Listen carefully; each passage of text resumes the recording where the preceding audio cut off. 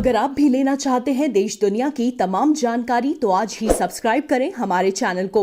साथ ही नीचे दिए बेल आइकन को जरूर दबाएं ताकि हर अपडेट आप तक पहुंच सके। नमस्कार, बहुत साक्षी न्यूज़ नेटवर्क पर आप सभी का स्वागत है। फिल्म अभिनेता अमिताभ बच्चन कोरोना पॉजिटिव पाए गए हैं, जिसके बाद उन्हें मुंबई के नानावती अस्पताल में भर्ती कराया गया है। खुद अमिताभ बच्चन ने ट्वीट करके इस बारे में जानकारी दी है। उन्होंने कहा है कि उनके परिवार का और उनके स्टाफ के सदस्यों का भी कोरोना टेस्ट कराया गया है, रिपोर्ट आना बाकी है। अमिताभ बच्चन ने आग्रह किया है कि पिछले 10 दिन के अंदर उनसे जो लोग भी मिले हैं वो कृपया अपना कोरोना टेस्ट करा लें। उन्होंने कहा कि अस्पताल प्रशासन मेरी देखभाल कर रहा है और जो भी जरूरी एहतियात बरती जानी चाहिए वो बरत रहा है। और इस खबर के सामने आने के बाद से जो हमारे फिल्म उद्योग से जुड़े लोग हैं वो ट्विटर पर, सोशल मीडिया के अन्य मंचों पर अमिताभ बच्चन के स्वास्थ्य को लेकर चिंता जाहिर कर रहे हैं और उन्हें दुआएं दे रहे हैं कि वो जल्द से जल्द ठीक होकर घर लौटें। और ये एक ऐसा वाकया है अमिताभ बच्चन का कि इतनी बड़ी शख्सियत है फिल्म उद्योग में, देखें खासतौर पे भारतीय हिंदी सिनेमा की वो स्तंभ है और उनका अस्पताल में भर्ती होना एक सचमुच उनके प्रशंसकों के लिए चिंता का विषय है। लेकिन अमिताभ बच्चन जुझारू है, हर बार वो ऐसी समस्याओं को, ऐसी बीमारियों को मात देकर लौटते हैं। इस बार भी कोरोना पॉजिटिव को हराकर लौटेंगे, ऐसा प्रशंसकों का अडिग विश्वास है।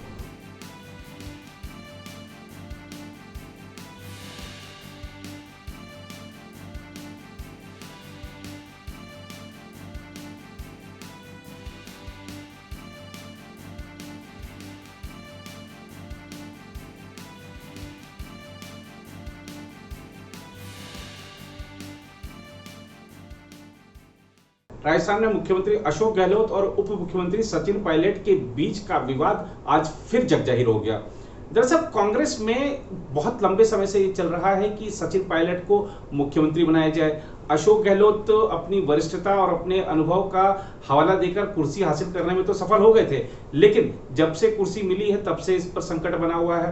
हालांकि बार बार ये कहा जाता है कि बीजेपी उनकी सरकार को गिराने का प्रयास कर रही है। आज भी यही कहा गया है कि बीजेपी विधायकों की खरीद फरोख्त में लगी है। 2 लोग गिरफ्तार भी किए गए हैं, मुकदमा भी दर्ज किया गया है और इसके साथ ही मामले की तफ्तीश भी शुरू कर दी गई है। लेकिन आप देखिए कि मुख्यमंत्री अशोक गहलोत के जो बयान आ रहे हैं वो साफ दर्शाते हैं कि मतभेद मुख्यमंत्री और उप मुख्यमंत्री के बीच में है। मुख्यमंत्री कह रहे हैं कि राजनीति में मतभेद होना कोई बुरी बात नहीं है। उन्होंने कहा कि मैं सभी अच्छे फैसलों का स्वागत करता हूं, यानी कि उप मुख्यमंत्री के अच्छे फैसलों का ही वो स्वागत करते हैं। और इसके अलावा उन्होंने कहा है कि राजनीति में युवाओं को आगे बढ़ाने से उन्हें कोई गुरेज नहीं है। दरअसल कांग्रेस ने आज ही हार्दिक पटेल को गुजरात में कांग्रेस का कार्यकारी अध्यक्ष बनाया है प्रदेश का, जिस पर पूछे गए सवाल का वो जवाब दे रहे थे। और आज दिग्विजय सिंह ने भी कुछ बड़ी बातें कही हैं। उन्होंने कहा है कि जो लोग राहुल गांधी और प्रियंका गांधी की आक्रामकता का समर्थन नहीं करते वो कांग्रेस में क्यों हैं। ये सब मुद्दे तो खैर अलग हैं, लेकिन राजस्थान की ही बात करें तो बीजेपी ने कहा है कि मुख्यमंत्री और उप मुख्यमंत्री अपने बीच के विवाद में हमें बेकार में घसीट रहे हैं। आपको बता दें कि अभी कुछ समय पहले ही, पिछले महीने ही जब राज्यसभा के चुनाव हुए थे, उस समय भी कांग्रेस ने आरोप लगाया था कि बीजेपी उनके विधायकों को खरीदना चाहती है और तोड़फोड़ करना चाहती है। इसीलिए मुख्यमंत्री ने अपने सारे विधायकों को रिजॉर्ट में रख दिया था और चुनाव के बाद ही उन सबको घर जाने की अनुमति दी गई थी। क्या है ये पूरा मामला, इसके बारे में आपको विस्तृत तरीके से बताएंगे। कोरोना वायरस की जो रफ्तार है वो भी तेज हो चली है, 8 लाख के पार है मामले और महाराष्ट्र में स्थिति सचमुच बहुत विकट है। आज भी वहां पर 8000 से ज्यादा मामले सामने आए। दिल्ली में जो स्थिति है बहुत अच्छे से संभली है। केंद्र सरकार के दखल के बाद आज 1700 के आसपास नए मामले सामने आए। एक अध्ययन में एक चीज और आई है दिल्ली की सामने की जो लोग होम आइसोलेशन में हैं, जो लोग पृथकवास में हैं, घर पर ही जो इलाज करा रहे हैं अपना, उनमें से अब तक एक की भी मौत नहीं हुई है। अच्छी बात है ये। और प्रधानमंत्री नरेंद्र मोदी ने भी आज कोरोना की स्थिति की समीक्षा की है। दिल्ली में जो हो रहा है उन सब कार्यों को सराहा है और अन्य राज्यों में भी इसी प्रकार से तेजी के साथ काम करने को कहा है। साथ ही जो प्रशासन है, केंद्र सरकार का मंत्रालय है, उनको कहा है कि रियल टाइम उनको मदद पहुंचाई जाए जो कोई मदद मांगता है। इसके अलावा अगर बात करें अन्य राज्यों की, तो अन्य राज्यों में भी अब देखिए एक तरफ तो अनलॉक 2 की प्रक्रिया जारी है, लेकिन तेजी के साथ राज्यों में लॉकडाउन लगता जा रहा है, यानी कि स्थिति विकट है। क्या है पूरा मामला, इसके बारे में आपको बताएंगे। एक और बड़ी बात यह है कि आज सेना की तरफ से खुलासा किया गया कि जम्मू कश्मीर के उस पार यानी कि सीमा के उस पार 250 से 300 आतंकवादी घुसपैठ के लिए तैयार हैं। लॉन्च पैड्स उनके रेडी हैं पाकिस्तान की तरफ से, और वो घुसपैठ करने की ताक में हैं और हम उनको ठोकने की ताक में हैं। उन्होंने कहा कि पाकिस्तान सुधरेगा नहीं, वो इस तरीके की हरकतें करता रहता है, और सर्दियों का मौसम शुरू होने से पहले पाकिस्तान चाहता है कि कुछ ना कुछ अपने लोग यहाँ पे पहुंचा दिए जाएं, आतंकवादियों की घुसपैठ करा दी जाए। इसके अलावा एक ये भी इनपुट मिला है सुरक्षा बलों को खुफिया विभाग की तरफ से दिया गया है सरकार को जानकारी कि 5 अगस्त से पहले पाकिस्तान की तरफ से कोई नापाक साजिश की जा सकती है, ताकि आर्टिकल 370 जो हटाया गया था जम्मू कश्मीर से, उसको गलत ठहराया जा सके कि वहां पर अभी हालात ठीक नहीं है कश्मीर में। इस तरीके की जो हरकतें हैं पाकिस्तान की तरफ से की जा रही हैं। इसके अलावा अगर बात करें हम संसद सत्र कब शुरू होगा, ये तो खैर अभी तारीख नहीं आई है, लेकिन उसके लिए तैयारियां शुरू कर दी गई हैं। कई तरह के विकल्पों पर विचार चल रहा है, ताकि जो सांसद जब सदन में उपस्थित हों तो सोशल डिस्टेंसिंग का भी पालन हो सके। और इसके लिए आज राज्यसभा लोकसभा के जो चेयरमैन हैं, अध्यक्ष हैं, उन लोगों की बैठक हुई, महासचिवों को कुछ निर्देश भी दिए गए हैं। क्या है जो संसद सत्र की रूपरेखा कैसे चलेगी, इसके बारे में भी आपको बताएंगे, और ये भी दिखाएंगे आपको कि संसद सत्र से पहले किन विधेयकों की मांग हो रही है। लेकिन सबसे पहले बात करते हैं राजस्थान की। राजस्थान में सियासी ड्रामा फिर से शुरू हो गया है। सूबे के मुख्यमंत्री अशोक गहलोत और पुलिस ने आरोप लगाया कि राज्य में सरकार गिराने की साजिश चल रही है। अशोक गहलोत ने आरोप जड़ा कि बीजेपी उनकी सरकार को गिराने की साजिश कर रही है। उन्होंने कहा कि दिल्ली में बैठे बीजेपी के केंद्रीय नेता कोरोना संकट काल में भी साजिश रच रहे हैं। गहलोत सरकार गिराने की साजिश में स्पेशल ऑपरेशन ग्रुप ने भारतीय जनता पार्टी के 2 नेताओं को गिरफ्तार किया है।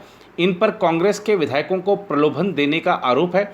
वहीं बीजेपी के बहाने राजस्थान के उप मुख्यमंत्री सचिन पायलट और मुख्यमंत्री अशोक गहलोत भी आमने सामने आ गए हैं। राजस्थान के मुख्यमंत्री अशोक गहलोत ने अपनी सरकार गिराने की साजिश का खुलासा करने का दावा किया है।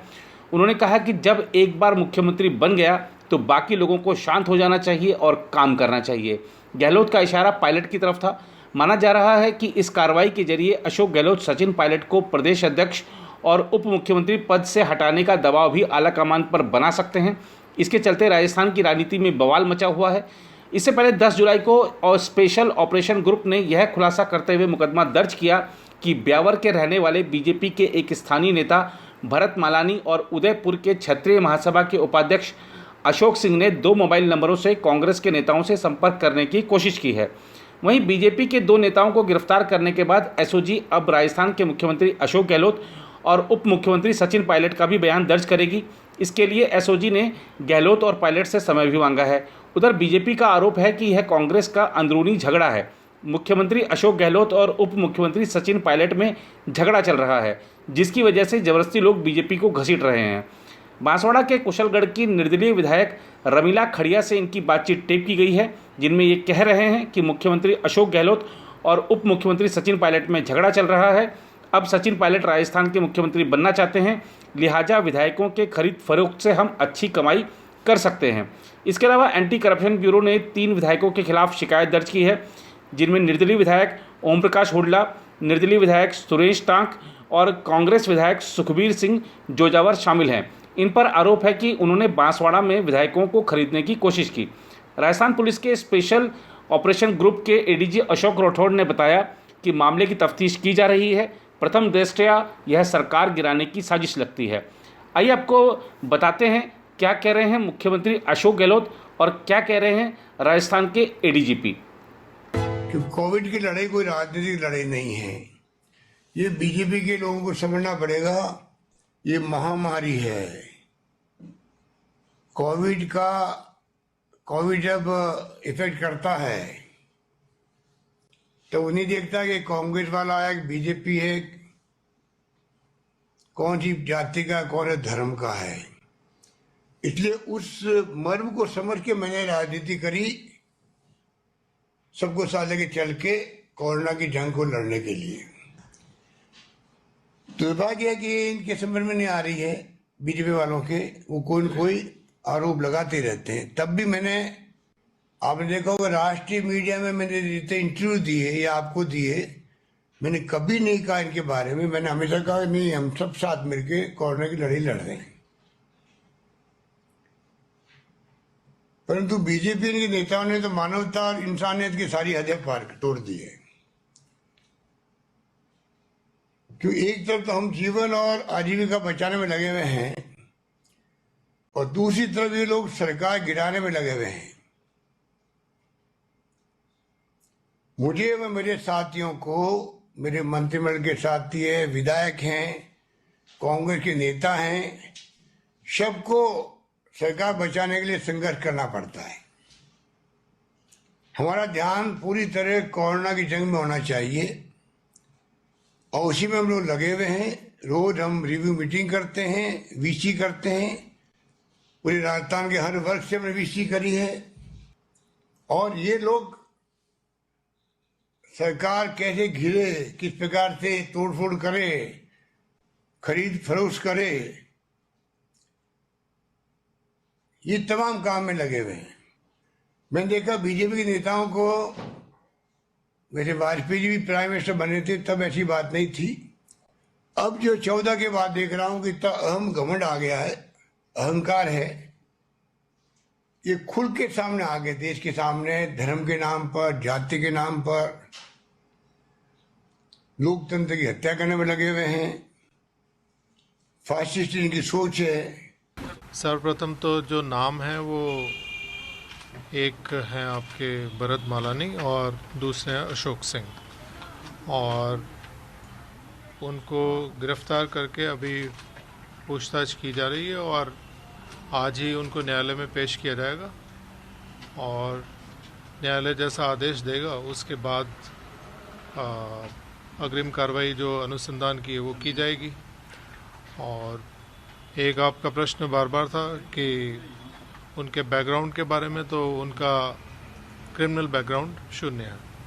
वो अभी अगर आज फोन में भी बात हुई थी, हमारी जो पत्रकार बंधु आए थे, और उसमें भी मैंने स्पष्ट किया था कि जो पूरा जो एफआईआर जिन तथ्यों पे आधारित है उन तथ्यों को सत्यापित करने के लिए यह आवश्यक है कि हम जो सरकार के मुखिया हैं, माननीय मुख्यमंत्री महोदय, जो माननीय उप मुख्यमंत्री महोदय, और जिन्होंने पहले परिवाद दिया था श्री महेश जी जोशी, और जो अन्य कोई भी जो जिनसे हमें हमारे अनुसंधान में अगर सहायता मिल सकती है या हमें उनका पक्ष जानकर हम अपने अनुसंधान को अगर आगे बढ़ा सकते हैं, तो निश्चित तौर पे हमने उनसे रिक्वेस्ट किया है कि अगर वो समय देंगे तो हम उनका पक्ष भी जानने की कोशिश करेंगे। उधर देश एक और जहां अनलॉकिंग की दिशा में बढ़ रहा है, वहीं कुछ राज्यों के हालात उन्हें फिर से लॉकडाउन की तरफ धकेल रहे हैं। कर्नाटक, महाराष्ट्र, मेघालय, असम, तमिलनाडु, गुजरात जैसे राज्यों के आंकड़े चिंता का सबब बने हुए हैं। प्रधानमंत्री नरेंद्र मोदी ने शनिवार को एक उच्च स्तरीय बैठक में सभी राज्यों को रियल टाइम गाइडेंस मुहैया कराने के निर्देश दिए हैं। उन्होंने समीक्षा बैठक में दिल्ली के भीतर कोरोना पर काबू पाने के लिए अधिकारियों की तारीफ की और ऐसा ही मॉडल कई जगह अपनाने को कहा है। फिलहाल देश के कई राज्यों ने अलग अलग इलाकों में अगले हफ्ते लॉकडाउन रखने का फैसला किया है, जिनमें अरुणाचल प्रदेश, मेघालय, महाराष्ट्र, असम, नागालैंड, उत्तराखंड और कर्नाटक शामिल हैं। कर्नाटक सरकार ने शनिवार को बेंगलुरु में एक हफ्ते के लिए टोटल लॉकडाउन का ऐलान किया है। शहरी और ग्रामीण दोनों इलाकों में 14 जुलाई से 22 जुलाई तक लॉकडाउन रहेगा। इस दौरान सिर्फ जरूरी सेवाओं और पहले से तय परीक्षाओं की छूट दी गई है। असम सरकार ने शनिवार को कामरूप में लॉकडाउन की समय सीमा बढ़ा दी। इसमें गुवाहाटी सिटी भी शामिल है। कोविड-19 के प्रसार को रोकने के लिए 19 जुलाई तक लॉकडाउन बढ़ाया गया है। कामरूप में 28 जून से 14 दिन के लिए लॉकडाउन किया गया था। नागालैंड सरकार ने राज्य में लॉकडाउन को 31 जुलाई तक बढ़ाने का फैसला किया है। पहले इस लॉकडाउन को 16 जुलाई को खत्म होना था। सरकार ने कोविड-19 टेस्ट और क्वारंटीन सेंटर्स पर रहने के लिए चार्ज वसूलने का भी फैसला किया है। मेघालय के मुख्यमंत्री कॉनराड संगमा ने शनिवार को शिलांग में 2 दिन तक लॉकडाउन रखने की घोषणा की। 13 और जुलाई को शिलांग सिटी में पूर्णतः लॉकडाउन रहेगा। इस दौरान शिलांग सिटी और आसपास के इलाके 15 जुलाई की सुबह 6 बजे तक कर्फ्यू में रहेंगे। अरुणाचल प्रदेश की राजधानी ईटानगर में कोरोना संक्रमण शुरू में रोकने के लिए लॉकडाउन बढ़ा दिया गया है। मुख्यमंत्री पेमा खांडू के अनुसार ईटानगर कैपिटल रीजन में 20 जुलाई 2020 तक लॉकडाउन रहेगा। जम्मू कश्मीर के राजौरी जिले में भी शनिवार को कोरोना मामले बढ़ने के बाद फिर से पाबंदियां लगा दी गई हैं। पूरे राजौरी सिटी और आसपास के एरिया को सील कर दिया गया है। लोगों से घरों में ही रहने को कहा गया है। उधर संसद के दोनों सदनों के महासचिवों को शनिवार को आगामी मानसून सत्र के लिए जरूरी बंदोबस्त करने को कहा गया, जिसमें सदस्य सामाजिक दूरी के नियमों का पालन करते हुए प्रत्यक्ष रूप से भाग ले सकते हैं। सूत्रों ने यह जानकारी दी। सूत्रों ने बताया कि लोकसभा और राज्यसभा के शीर्ष अधिकारियों को सूचित कर दिया गया है कि दोनों सदनों की बैठक उनके संबंधित चैम्बरों से ही संचालित होने की संभावना है। लोकसभा अध्यक्ष ओम बिरला और राज्यसभा के सभापति एम वेंकैया नायडू ने शनिवार को कोविड-19 महामारी के मद्देनजर सत्र आयोजित करने के संबंध में विचार विमर्श किया। सूत्रों ने बताया कि इस तरह के विकल्पों पर विचार किया जा रहा है कि दोनों सदनों की बैठक एक साथ चल सके और अलग अलग दिन नहीं, जैसा कि मीडिया के एक वर्ग में दावा किया जा रहा था। सूत्रों के अनुसार सांसदों की बैठक व्यवस्था संसद परिसर में विभिन्न स्थानों पर की जाएगी। उन्होंने कहा कि सांसदों के बैठने के लिए विभिन्न विकल्पों पर विचार चल रहा है, जिनमें दोनों सदनों की लॉबियों और गैलरियों में, सेंट्रल हॉल में और पुस्तकालय भवन के बालयोगी सभागार में बैठक व्यवस्था की जा सकती है। मानसून सत्र की तारीख अभी तय नहीं हुई है। एक वरिष्ठ अधिकारी ने कहा कि सत्र निश्चित रूप से 22 सितंबर से पहले शुरू होगा, क्योंकि संसद के 2 सत्रों के बीच 6 महीने से अधिक का समय अंतराल नहीं हो सकता। संसद का बजट सत्र 23 मार्च को अनिश्चितकाल के लिए स्थगित कर दिया गया था। निर्धारित कार्यक्रम के अनुसार बजट सत्र 3 अप्रैल तक चलना था, लेकिन कोरोना वायरस महामारी के कारण इसे समय पूर्व स्थगित कर दिया गया था।